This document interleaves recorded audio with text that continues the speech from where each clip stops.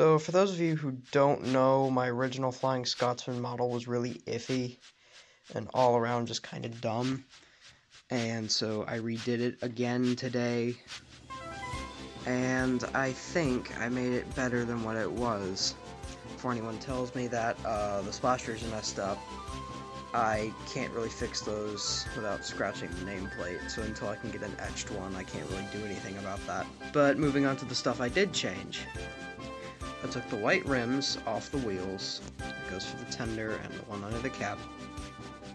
I gave it a lot more silvery kind of finishes to it, including the little hatches on the roof and the side rods.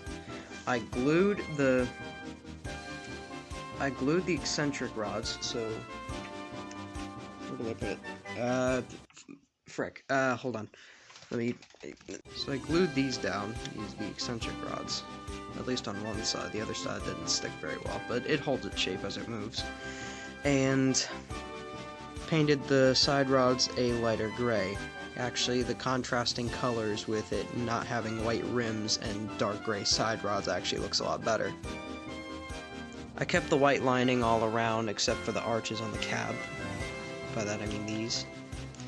And updated it slightly to make it look a little bit better than what it was originally.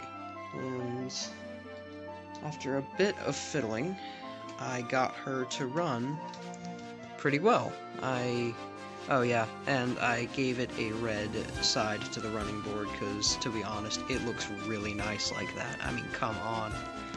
You can't not see that flying down the tracks in your general direction. I mean, look at that. That's beautiful. That's a really nice looking lineup. I mean, think about that. The Flying Scotsman and the Hogwarts Express. That's actually really beautiful.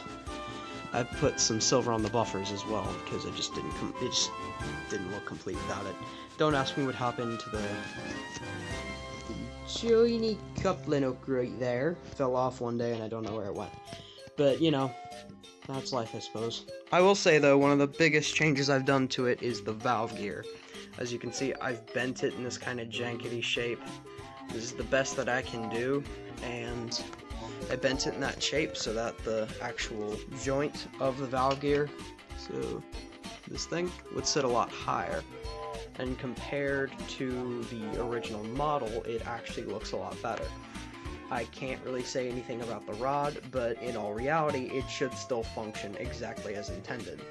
Because when I tested it, earlier, it ran just fine, but we'll have to see. All that said, though, let's turn up the power, see what she does.